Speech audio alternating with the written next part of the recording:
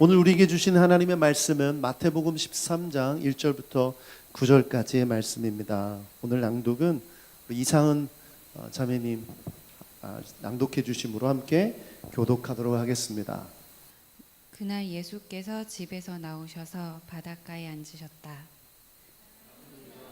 예수께서는 배에 올라가셔서 앉으셨다. 우리는 모두 물가에 서 있었다. 예수께서 그들에게 비유로 여러 가지 일을 말씀하셨다. 그는 이렇게 말씀하셨다. 보아라, 씨를 뿌리는 사람이 씨를 뿌리러 나갔다. 그가 씨를 뿌리는데 덜어는 길가에 떨어지니 새들이 와서 그것을 쪼아 먹었다. 또 덜어는 흙이 많지 않은 돌짝밭에 떨어지니 흙이 깊지 않아서 싹은 곧 났지만 해가 뜨자 타버리고 뿌리가 없어서 말라버렸다.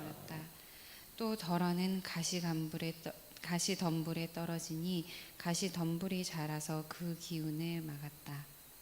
그러나 덜어는 좋은 땅에 떨어져서 열매를 맺었는데 어떤 것은 100배가 되고 어떤 것은 60배가 되고 어떤 것은 30배가 되었다. 함께 읽겠습니다. 귀 있는 사람은 들어라. 아멘. 아멘. 여러분, 하이랜더라는 영화 보신 적 있습니까? 하이랜더? 저희 어렸을 때 정말 재밌게 봤던 베스트 무비입니다. 남자 주인공이 늙지 않죠. 오랜 시간이 흘렀음에도 불구하고 남자가 늙지 않는 거예요. 이 늙지 않는 그 사람, 그 남자 주인공의 모습이 하이랜더라는 영화에 잘 그려져 있죠. 그런데 이 세상에서 많은 사람들 중에 성장하지 않는 그런 사람들이 있습니다. 9살이 됐는데 더 이상 성장하지 않고 나이를 먹었는데도 이제 20살이 됐는데도 몸이 그대로인 거예요. 근데 몸만 그대로인 게 아니라 모든 것들이 그대로인 거죠. 그래서 그런 사람들을 뭐라고 이름을 붙였냐면 하이랜더 증후군이라고 붙였어요. 왜냐하면 이 병의 원인도 모르고 치료법도 알 수가 없어요. 그래서 그 영화의 이름을 따서 하이랜더 증후군으로 이름을 붙였습니다. 이들의 원인을 살펴보니까 문제가 뭐냐면 성장 호르몬이 나오지 않는다는 거예요. 어느 정도 자랄 때까지는 자랐는데 더 이상 성장 호르몬이 나오지 않다 보니까 몸이 성장하지 않는 거죠. 근데 몸만 성장하지 않는 것이 아니라 정신도 다 같이 성장하지 못하는 모습을 보였습니다. 성장이라는 단어 정말 중요합니다.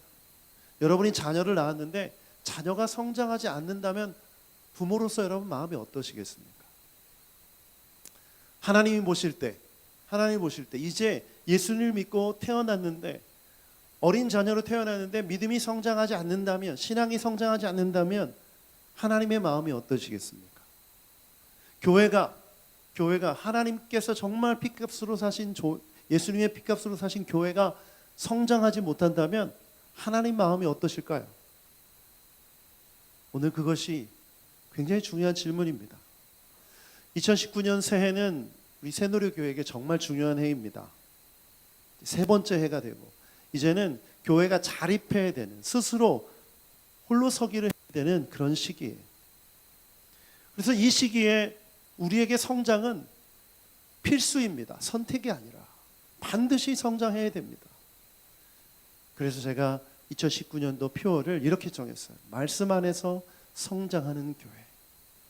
저를 한번 따라서 해주시죠. 말씀 안에서 성장하는 교회. 우리 교회가 성장해야 되는데 어떻게 성장해야 되느냐? 그 질문을 가지고 하나님 앞에서 기도하는데 이런 말씀을 주시는 거예요. 말씀 안에서 성장할 수 있다.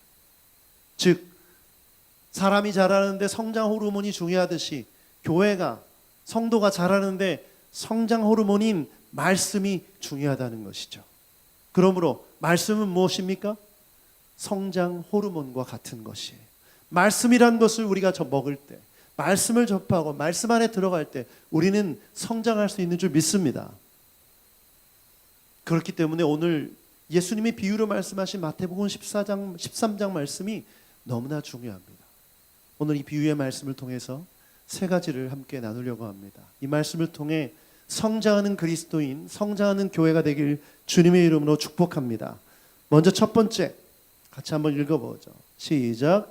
주님은 말씀의 씨앗을 뿌리십니다. 3절을 한번 읽어보겠습니다. 3절 시작. 예수께서 그들에게 비유로 여러 가지 일을 말씀하셨다.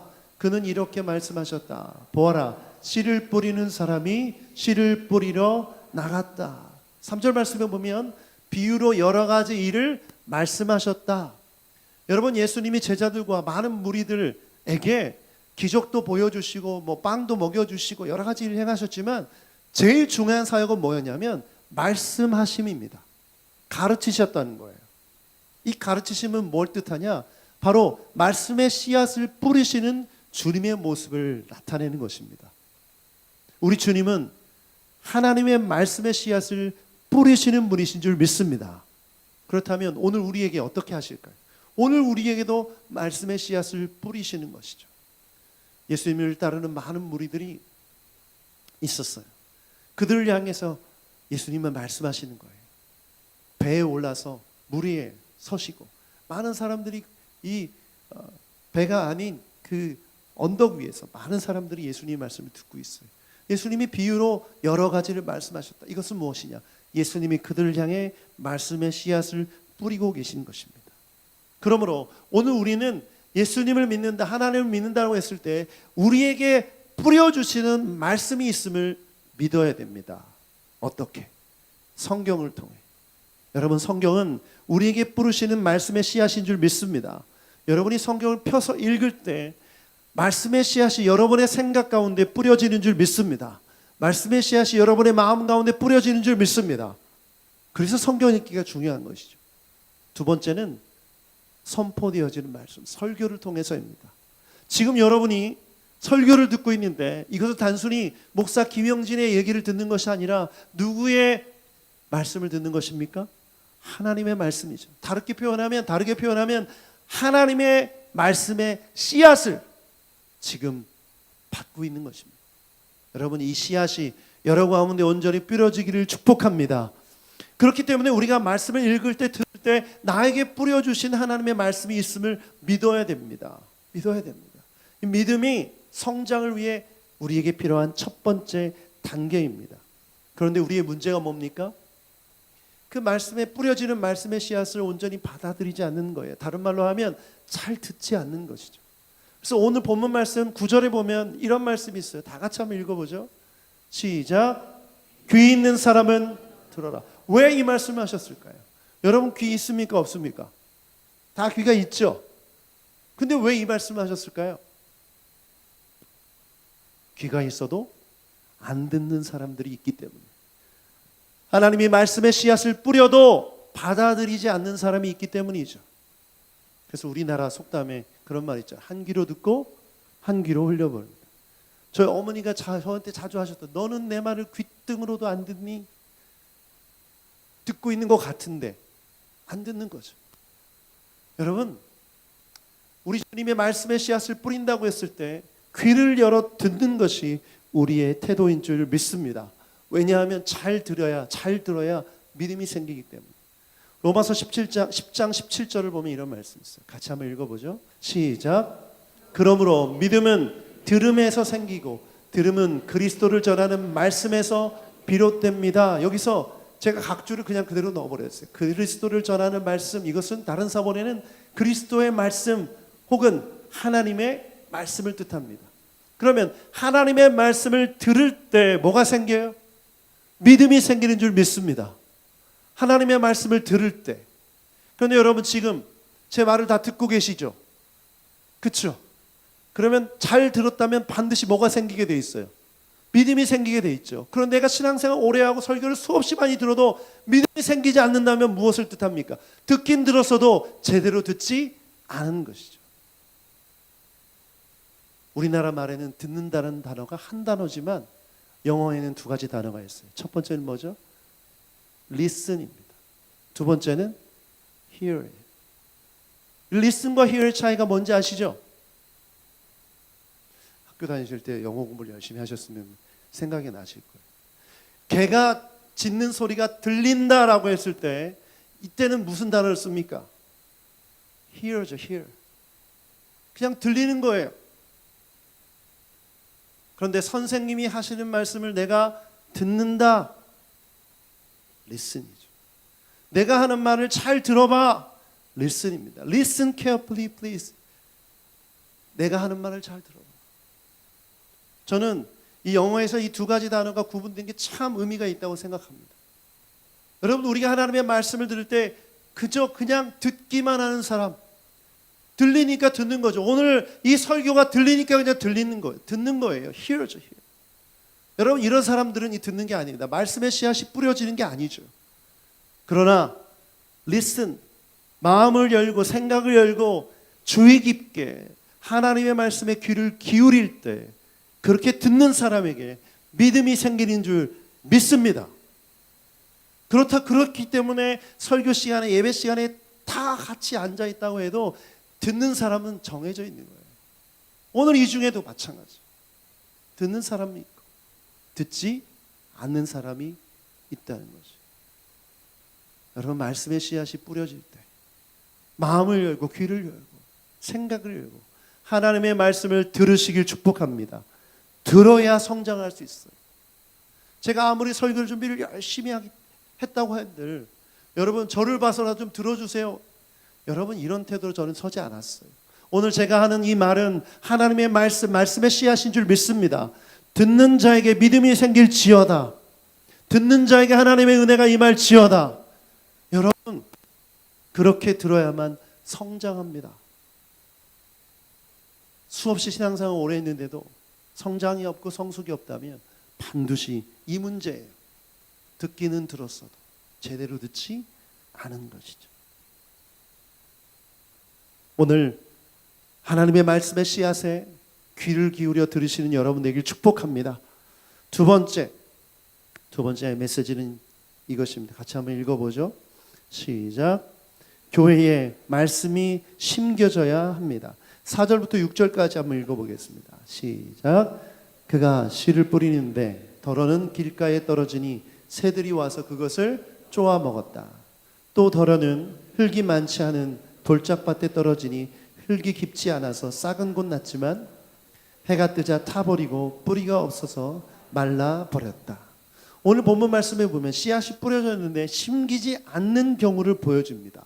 심기지 않는 경우. 첫 번째는 길가에 뿌려진 씨앗은 심기지 않습니다. 그래서 오늘 이 말씀에 대해서 예수님이 마태복음을 보면 그 뒤에 설명을 해주셨어요. 길가에 떨어진 씨앗이 어떤 의미가 있는지 19절을 한번 읽어보죠. 시작. 누구든지 하늘나라를 두고 하는 말씀을 듣고도 깨닫지 못하면 악한 자가 와서 그 마음에 뿌려진 것을 빼앗아간다. 길가에 뿌린 씨는 그런 사람을 두고 하는 말이다. 자, 길가에 뿌려진 씨앗은 뭐라고요? 듣고도 뭐 하지 못한 사람? 깨닫지 못한 사람. 이 깨달음이라는 단어가 중요해요. 오늘 여러분이 귀를 열고 말씀을 들을 때 이 말씀을 듣고 깨닫지 못하면 길가에 뿌려진 씨앗과 같다는 것이죠. 두 번째, 돌짝밭에 뿌려진 씨앗을 말합니다. 먼저 13장 20절 한번 읽어보죠. 20절, 21절 같이 읽어보겠습니다. 시작. 또 돌짝밭에 뿌린 씨는 이런 사람이다. 그는 말씀을 듣고 곧 기쁘게 받아들이긴 하지만 그 속에 뿌리가 없어서 오래가지 못하고 말씀 때문에 환난이나 박해가 일어나면 곧 걸려 넘어진다. 길가에 뿌려진 씨앗보다는 조금 나아요. 심기긴 심겼어요. 그런데 그 밑에, 땅 밑에 뭐가 있는 거예요? 돌이 있어서 뿌리가 자라지 못한다는 거죠. 그래서 말라버린다. 죽어버린다는 거예요. 여러분이 농사를 저는지 모르겠는데 저는 이제 저희 아버지가 아주 단기간 농사를 지셨는데 그때 한번 도와서 일을 했던 적이 있어요. 여러분, 씨앗을 심기 위해 가장 먼저 하는 일이 뭔지 아십니까? 기경하는 겁니다. 땅을 갈아엎는 거예요. 삽으로 갈아엎거나 괭이로 갈아엎거나 갈아엎는 거예요. 갈아엎은 다음에 그 속에 씨앗을 심죠. 절대 딱딱한 땅 위에 씨앗을 심을 수가 없습니다. 씨앗이 들어가지 않으니까. 또 이 갈아엎을 때 나타나는 현상이 있는데 겉으로 볼 때는 굉장히 부드러운 일 줄 알았는데 땅을 파보니까 그 속에 뭐가 있어요? 돌이 있는 경우 그 돌을 다 제거해야만 씨앗을 심을 수가 있습니다. 오늘 말씀이 심겨지는 게 왜 중요하느냐? 말씀이 심겨지지 않으면 자랄 수 없기 때문이에요. 그런데 만약에 딱딱하게 굳어진 땅이거나 그 속에 돌이 가득하다면 결코 열매 맺을 수 없는 것입니다. 여러분, 이것은 무엇을 뜻할까요? 이것을 아주 정확하게 설명해 주는 구절이 있어요. 에스겔서 36장 26절부터 27절까지 말씀 같이 한번 읽어보죠. 시작. 너희에게 새로운 마음을 주고 너희 속에 새로운 영을 넣어주며 너희 몸에서 돌같이 굳은 마음을 없애고 살갗처럼 부드러운 마음을 주며 너희 속에 내 영을 두어 너희가 나의 모든 율례대로 행동하게 하겠다. 그러면 너희가 내 속에 내 모든 규례를 지키고 실천할 것이다. 아멘. 아멘. 저 에스겔 말씀은 예언서죠. 예언 말씀이죠. 저 예언의 말씀이 이루어졌습니까? 이루어졌습니까? 이루어진 줄 믿습니다. 더 말씀해 보면 새로운 영을 넣어주겠다. 새로운 영은 성령이죠. 성령이 임하실 때 우리 안에 있는 굳은 마음을 부드럽게 해주시고 우리 마음속에 있는 돌 같은 마음들을 다 제거해 주실 것이다. 아멘. 우리가 성령을 경험할 때 이 역사를 경험한 줄 믿습니다. 아멘. 그렇다면 우리가 말씀을 들을 때 이 성령의 역사 앞에 나아가는 것이 중요하죠. 굳은 마음이 부드럽게 되어야 됩니다. 우리 안에 있는 돌덩어리들이 제거되어야 될 줄 믿습니다. 제가 전에 있던 교회에서 내적 치유학교를 섬긴 적이 있어요. 이 내적 치유학교는 3박 4일 동안 진행되는데 대부분 상처가 많은 사람들, 힘든 분들, 괴로운 분들이 많이 오세요. 근데 이런 분들의 특징이 뭔지 아세요? 굉장히 얼굴이 굳어져 있습니다. 마음도 굳어져 있어요. 그래서 제가 그분들의 모습을 보면 딱 오늘 이 말씀이 이해가 돼요. 찬양을 불러도 잘 따라하지 않습니다. 표정이 굉장히 어두워요. 왜냐하면 이미 마음속에 상처가 너무나 많기 때문에 돌덩어리들이 너무나 많기 때문에 마음이 딱딱하게 굳어져 있기 때문에 뭐 찬양을 불러도 반응이 없고 재미있는 얘기를 해도 웃지 않습니다. 그런데 3박 4일 동안 계속 찬양하고 말씀 듣고 기도하고 상담하고 이 네 가지를 해요. 찬양하고 말씀 듣고 기도하고 상담하고 이걸 계속 반복하다 보면 뭐가 일어나요? 성령의 역사가 일어나는 거예요. 성령께서 그들의 마음을 만져주시고 마음을 부드럽게 해주시고 돌덩어리들을 하나하나 끄집어내게 하시는 거예요. 이 돌덩어리들이 제거될 때는요 비명소리를 질러요. 너무 괴로우니까 그 속에 있는 그 큰 바위 같은 것들을 제거하지 않으면 자랄 수 없기 때문에 성령께서 그 마음의 많은 것들을 다 끄집어내십니다. 그래서 3박 4일 이 마지막 이 집회 때까지 가면요 이때는 뭐 손대면 톡하면 터질 것만 같은 그대 은혜가 충만해서 건들기만 해도 찬양이 나오고 건들기만 해도 감사가 나오고 할렐루야가 나옵니다. 예배 드리는 모습이 어린아이 같아요. 그렇게 바뀌어요. 여러분, 말씀이 심기지 않는 이유가 여기 있습니다. 여러분 마음이 딱딱하게 굳어져 있을 때 절대 말씀이 들어갈 수가 없어요. 여러분 마음 가운데 돌덩어리가 가득하면 절대 말씀이 들어갈 수가 없어요. 그것들을 제거해야 됩니다. 갈아엎어야 됩니다. 어떻게 해야 될까요? 여러분 매일매일 성령께 여러분의 마음을 드려야 됩니다. 그렇지 않으면 우리는 성장할 수가 없어요. 열매 맺을 수가 없어요. 금요일마다 뉴성 워십을 드릴 때 찬양을 아주 뜨겁게 합니다. 우리 주일에도 그렇게 찬양했으면 좋겠어요. 근데 그 찬양을 뜨겁게 할 때 우리가 뭘 경험하냐면 우리 안에 있는 마음이 기경되는 걸 경험해요. 왜? 성령이 하신 일이 그것이기 때문에. 우리 안에 있는 돌들이 제거되는 게 경험해요. 그걸 경험해야 말씀이 들어갈 수 있는 것이죠. 오늘 이 시간에도 여러분 가운데 듣기는 들어있는데 말씀이 심겨지지 않는 분들이 있어요. 왜냐하면 마음이 돌짝밭이 가득하기 때문에 마음이 지금 딱딱하기 때문에 지금 들어가지 않는 분들이 있어요. 그 이유는 단순합니다. 성령님께 여러분의 마음을 내어드리지 않았기 때문이에요. 내가 신앙에 성숙하고 싶고 성장하고 싶은데 이 안에 있는 이 돌들을 제거하지 않은 채 절대 이루어질 수가 없습니다. 그렇기 때문에 뭘 해야 됩니까? 무장 해제를 해야 됩니다. 무장해제. 여러분이 겹겹이 싸고 있는, 방어하고 있는, 닫아두고 있는 여러분의 마음을 여시길 축복합니다. 수술실에 들어가는 환자가 양복을 입고 들어갑니까?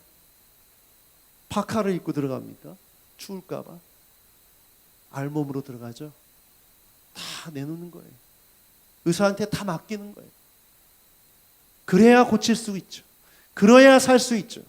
여러분, 우리가 예배를 드린다, 기도를 한다, 이건 뭘 뜻하냐면 수술실에 들어가는 거예요. 다 무장해제하고 내 안에 있는 돌들을, 암덩어리들을 꺼내 주시옵소서. 이 딱딱한 내 마음을 갈아엎어 주시옵소서.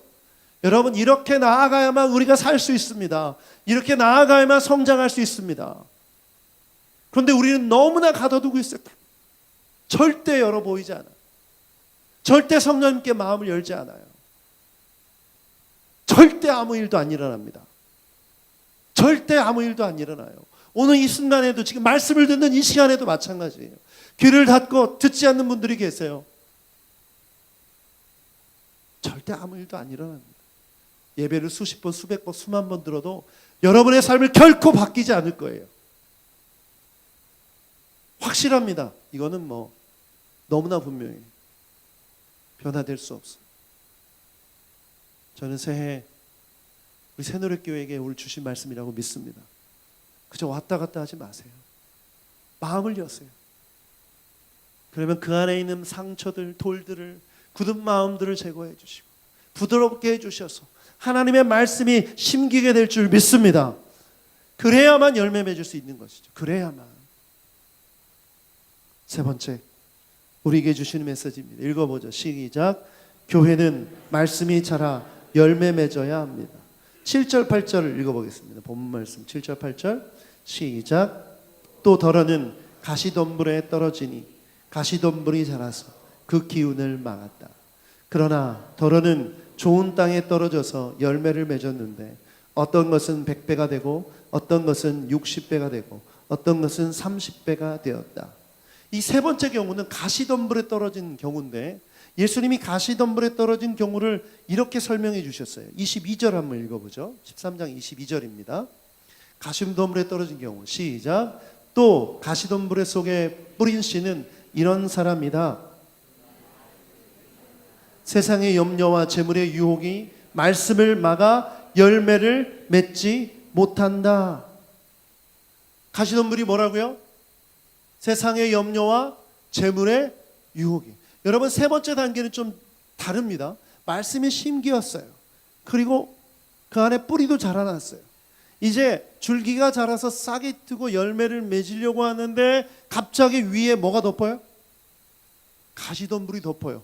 가시덤불이 덮으면 햇빛을 받을 수 있습니까? 없습니까? 없죠. 여러분, 햇빛 없이 식물이 자랄 수 있습니까? 없죠. 비가 와서 물이 충분히 공급되어야 되는데 가시덤불이 막고 있어서 비도 물도 공급받을 수가 없어요. 물이 없고 햇빛이 없다면 말라 죽을 수밖에 없죠. 이 가시덤불이 뭐라고요? 세상의 염려와 재물의 유혹. 여러분, 성장하기 원하면 반드시 이 가시덤불을 제거해야 되는 줄 믿습니다. 아무리 우리가 기경이 되었어도 세상의 염려와 재물의 유혹이 있으면 자랄 수가 없다는 거예요. 놀랍지 않습니까, 여러분? 우리가 날마다 찬양하고 예배하고 말씀 읽고 영적 생활을 열심히 하는데도 성장하지 못하는 원인이 여기 있는 거예요. 생각해 보니까 내 생각 속에, 내 마음 속에 세상의 염려를 하고 재물의 유혹에 빠져 있다면 결코 자라날 수가 없는 것이죠. 그런데 이 가시덤불이 제거하면 어떤 일이 일어납니까? 13장 23절을 이렇게 말씀하고 있어요. 같이 한번 읽어보죠. 시작. 그런데 좋은 땅에 뿌린 씨는 말씀을 듣고서 깨닫는 사람을 두고 하는 말인데 이런 사람이야말로 열매를 맺되 100배 혹은 60배 혹은 30배의 결실을 낸다. 아멘.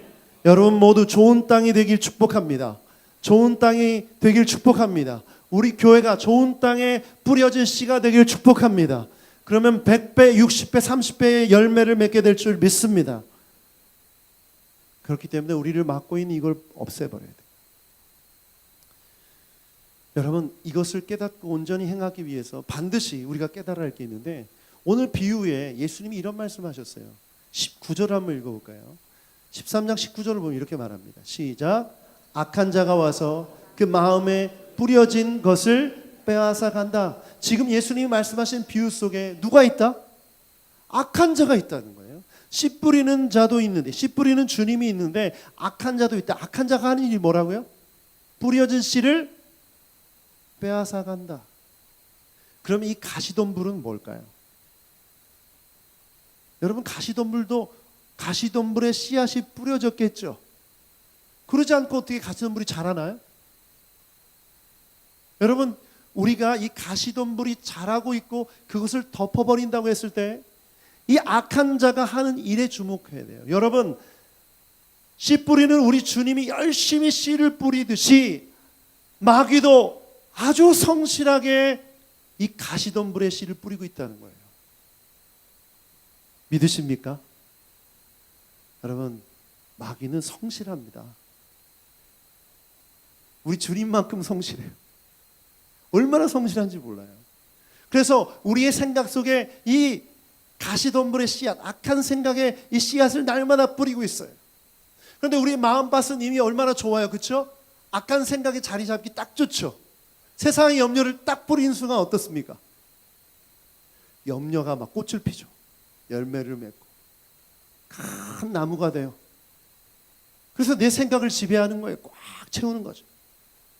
그럼 말씀을 들어도 이 말씀의 열매가 맺을 수 있어요, 없어요? 없죠. 여러분, 이 마귀의 전략을 잘 아셔요.